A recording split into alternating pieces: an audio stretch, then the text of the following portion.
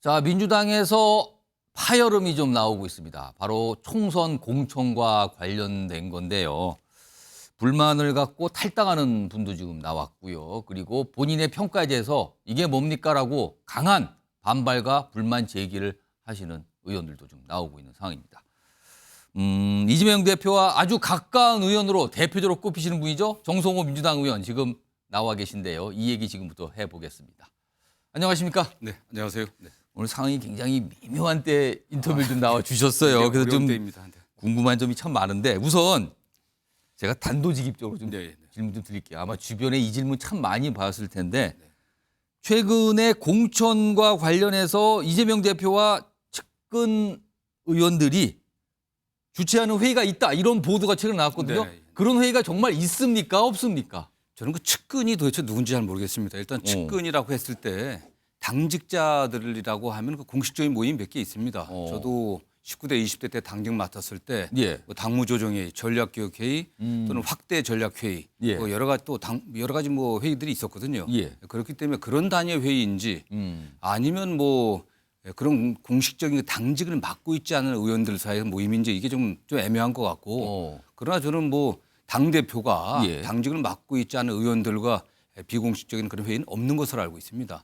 다만 그 당직을 맡고 있는 분들하고는 그런 공식적인 회의체 말고도 예. 또 수시로 이렇게 만나서 또 보고도 받고 또 하지 않겠습니까? 그런데 그런 회의에 그러니까 당 지도부 최고위원이라고 할 수 있죠. 일부만 참석을 하고 정성호 의원도 그 자리에 있었다라는 보도까지 나왔거든요. 예, 예. 이거 어떻게 좀 저는 설명을 그 사실이 아니라고 그랬는데 저는 뭐 그런 당직에 있지는 않고 예. 다만 저는 그 당의 당대표가 맡았던 그 인재영입위원회 있지 않습니까? 예. 인재영입위원회에서 당대표가 내부적으로 부위원장 정도의 어떤 자격으로 인재영입에 좀 나서줬으면 좋겠다 해갖고 그런 모임은 가진 적이 있습니다. 그 단위는 되게 인재영입위원회 간사인 뭐 김성환 의원하고 예. 그다음에 전략기획위원장 또는 뭐 민주연구원장 이런 분들하고 몇 분 이렇게 의논한 적이 있었고 그것도 뭐 자주는 아니었습니다. 그러니까 인재 영입과 관련돼서는 좀 모여서 잠시 회의를 한 적이 있다. 뭐 대표가 주재하는 회의는 아니었고요. 그래서 저는 그래서 그게 어떤 그런 단위에서 제가 참여한 것 때문에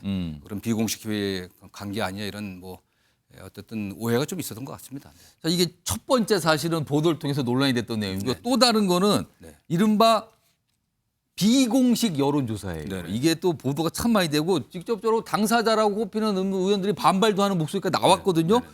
이 비공식 여론조사, 그러니까 당에서 공식적으로 하는 여론조사가 아니라고까지 설명이 됐는데 이런 비공식 여론조사는 누가 왜 진행을 하고 있는 걸까요? 저는 뭐 정확히 내용은 알 수가 없습니다. 비공식 제 지역구에서도 여론조사가 있었거든요. 저는 누가 한지 별로 관심이 없었기 때문에 잘 모르겠는데 뭐 적합도 조사했던 것 같기도 하고 또는 뭐 상대 후보 측에서 조사한 것 같기도 하고요. 그럼 혹시 그 조사에서는 지금 이 의원님 지역구에서도 그런 조사가 있었다는 예, 거잖아요. 어떤 여론조사는 뭐 근데 있지 않습니까? 그 조사에는 정성호 의원님은 포함이 돼 있습니다. 네, 예, 그렇었습니다. 그래서 그게 당에서 한 건지 또는 개별 후보 측에서 홍보용 또는 뭐 예. 본인의 경쟁력을 갖다 보여주기 위해서 한 건지는 잘 모르겠고요.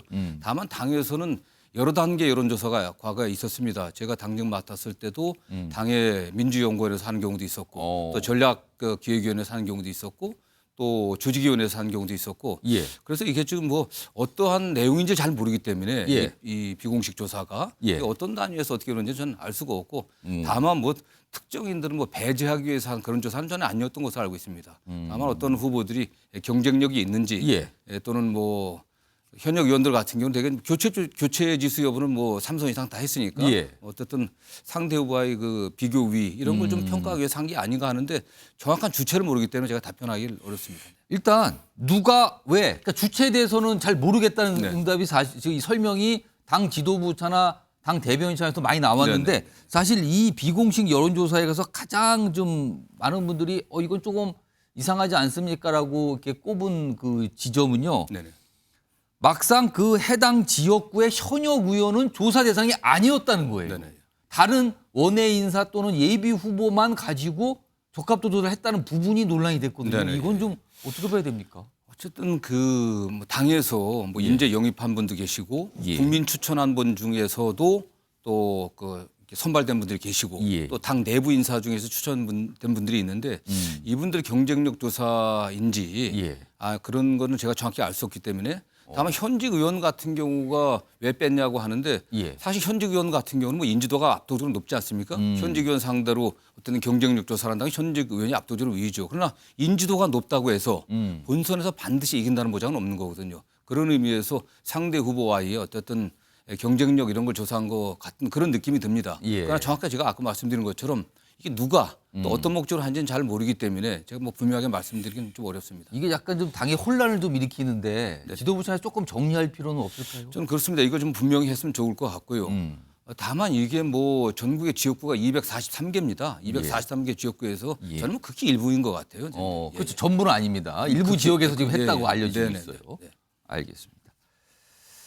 이런 가운데 화면 좀 하나 보겠습니다. 어제 저녁에 정성우 의원께서 이 SNS에 저런 글을 올리셨거든요. 지금 보면은 이게 지금 제가 아까 이 인터뷰 시작하면서 굉장히 묘한 상황에서 미묘한 상황에서 오늘 나오셨다 그랬는데 공천과 관련해서 굉장히 예민하고 날이 서 있는 상황이거든요.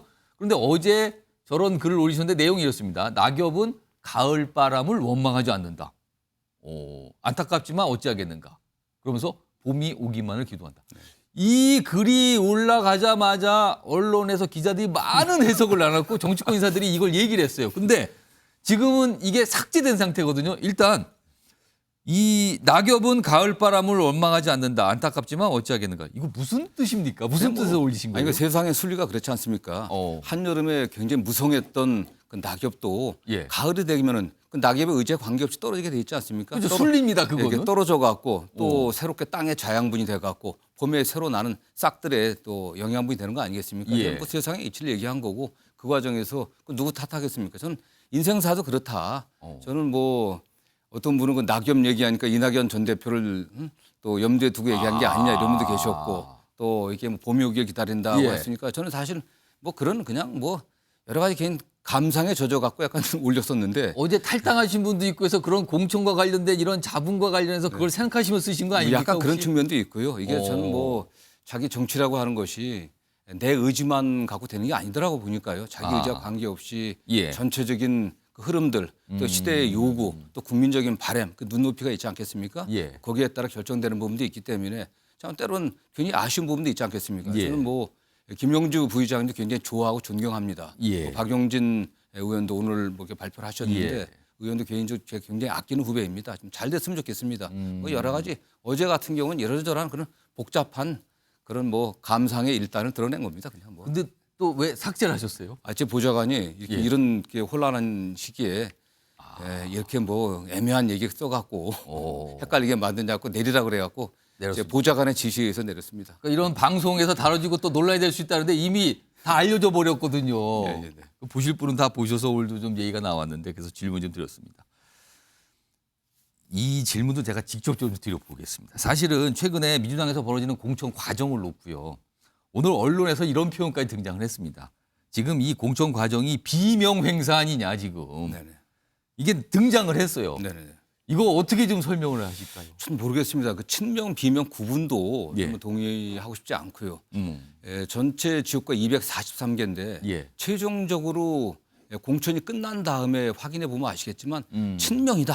속된 말 요새는 뭐 찐명이라고 얘기를 예. 하는데 그런 분들이 과연 얼마나 되는지는 저는 별로 이렇게 많지 않을 거라고 보고 있습니다. 저는 당의 현재 그 공천 시스템에 예. 의해서 결정 날 문제이기 때문에 친명 비명 갈라서 비명만 행사한다, 비명만 타락시킨다고 하는 건 저는 오해라고 생각합니다. 저는. 그럼 오늘 사실 박용진 의원이나 홍영표 의원 같은 경우 사실 그런 측면에서 좀 강한 불만 제기를 하셨거든요. 아니, 네네. 어떻게 좀 얘기를 아니 그게 해주실까요? 선출직 공직자 평가위원회가 지난해 활동했고요. 예. 지난해 11월 말중에 대부분 결과를 내서 뭐 당에 보관했다가 공관위원장에 넘겼습니다. 예. 그 평가 대상에 든 분들은 한 150명 이상 되는 걸로 알고 있거든요. 그 중에 일부가 좀 나온 겁니다. 예. 사실은 하위 20%라고 얘기를 하지만 예. 80%의 분들은 해당하지 않습니다. 물론 평가 기준에 대해서 또는 평가 과정에 대해서 의문을 제기하는 분도 있지만 예. 그렇게 제기한다고 하면은 그런 문제를 제기한다고 하면 사실 공천 과정 전체를 갖다가 한 발자국도 나갈 수 없는 거 아니겠습니까? 그렇기 때문에 저는 뭐 여러 가지 평가 기준에 의해서 객관적으로 또는 공정하게 또 독립적으로 평가됐다 저는 이렇게 믿고 있습니다. 약간 뭐 공천과 관련해서만 약간 좀 주제를 바꿔서요. 지금 사실은 민주당 공천과 관련해서 가장 관심을 받고 있는 인물이 임종석 전 대통령 비서실장과 추미애 전 장관입니다. 이 두 분은 공천을 받는다 이렇게 봐도 되는 상황입니까? 어떻게 봐야 됩니까? 이 두 분에 대해서는. 아니, 제가 뭐 공천을 하는 위치에 있지 않기 때문에 예. 뭐 받을지 안 받을지는 잘 모르겠습니다. 다만 뭐 당에서 가장 중요한 게 총선의 승리 아니겠습니까? 예. 총선의 승리 가능성 또 본인들의 어떤 경쟁력 이런 것들이 중요한 판단 기준이 될 것으로 보이는데 뭐 전략적으로 판단하지 않겠습니까? 전력공천관리위원회가 있기 때문에 예. 두 분은 그 민주당에서 굉장히 중요한 자산 아니겠습니까? 저 임종석 실장도 인품도 훌륭하고 뭐 경륜이나 능력 다 인정받는 분입니다. 그래서 이분이 다만 또 그분에 대해서 여러 가지 또 다른 또 반대 의견을 갖고 계신 분도 계시니까 예. 그런 걸 종합적으로 해서 전략적으로 판단하면은 전 두 분이 정말 당의 핵심적인 역할을 했던 분이고 예. 또 전 정부에서 중요한 역할을 했던 분들 아니겠습니까? 그렇습니다. 비서실장 또 장관 하셨던 분들인데 당의 결정에 이렇게 따르고 함께 갔으면 좋겠다는 생각입니다. 네. 당의 결정에 좀 따라서 함께 했으면 좋겠다. 이런 말씀이시네. 최근에 여론조사 보면은요. 그동안 사실은 민주당 지지율이 좀 앞섰지만 최근에 약간 역전된 모습이 지금 나타나고 있거든요. 네네. 몇몇 조사에서. 가장 최근 조사일수록 네네. 그런 게 나타나는데 그러니까 국민의힘에 밀리고 있는 모습이에요. 이렇게 되면은 총선이 지금 50일밖에 남지 않은 상황에서 민주당으로서는 위기 아닙니까? 지지율과 관련해서는. 예, 예. 이거 좀 어떻게 좀 봐야 되는 겁니까? 저는 민주당이 어떤 적절한 시점에 예. 그야말로 센 예방 주사를 잘 맞았다는 생각을 합니다. 아, 지금 50일 앞두고 이런 현상을 나타내는 게 예방주사다. 예. 저는 뭐 조금 약간 당내에 좀 약간 근거 없는 낙관론이 퍼져 있던 게 아닌가 이런 걱정을 늘 했었습니다. 그래서 조심해야 된다고 늘 얘기하고 있었고요. 예. 오히려 사실 그 전에는 민주당이 많이 앞서 있지 않았습니까? 예. 거기에 그 앞서 있는 거에 대응해 갖고 여당도 변화를 주고 있고요. 또 한동훈 비대위원장이 윤석열 대통령과 거리감을 두면서 좀 지지율이 올라가고 있는 것 같습니다. 그러나 민주당도 근거 없는 낙관론에서 벗어나고 정말 위기다. 예. 위기 의식을 공유하면서 변화하면 또 달라질 것을 보고 있고요.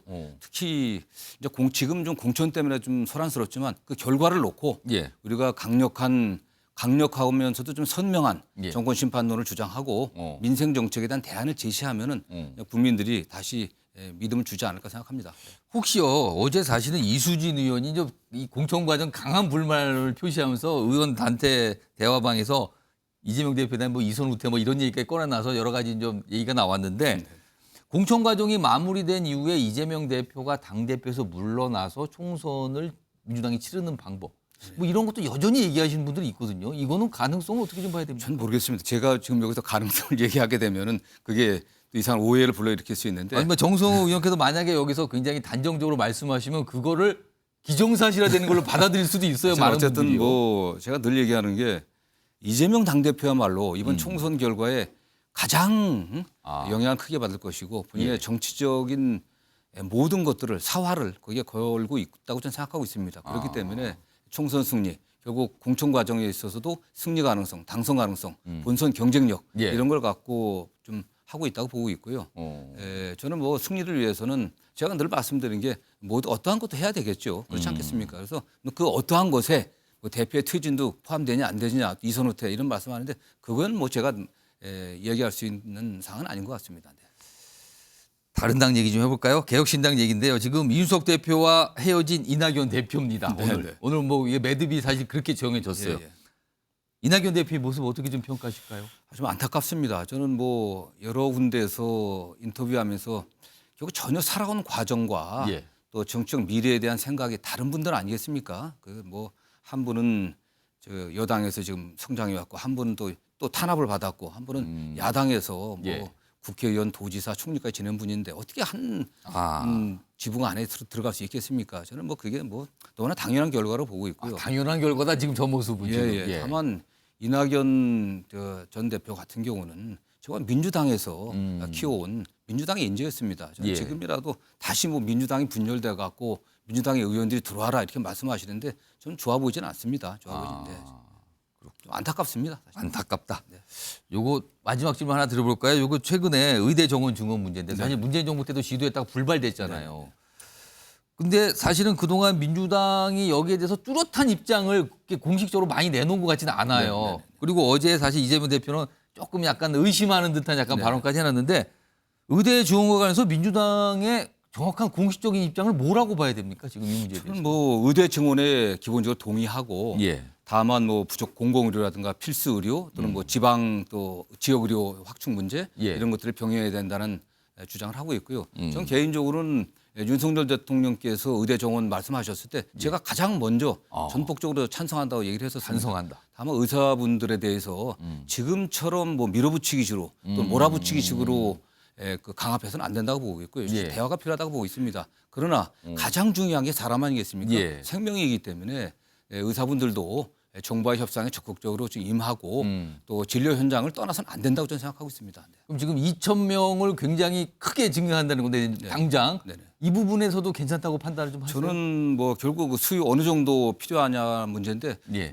지금 많은 전문가들이 예. 굉장히 의사분들이 부족하다고 이야기를 하고 계시고 또 그 정도 증원하는 게 맞다고 하면은 좀 거기서 어떤 뭐 그 증원된 의료진들을 예. 지방 필수 의료 또 이런데 어떻게 교육시켜 갖고 내보낼 수 있는지 이런 걸 좀 논의해야 될 것으로 보고 있습니다. 네. 알겠습니다. 오늘 뭐 다양한 분야 질문 드렸는데요. 오늘 말씀은 여기까지 듣도록 하겠습니다. 지금까지 민주당의 정성호 의원이었습니다.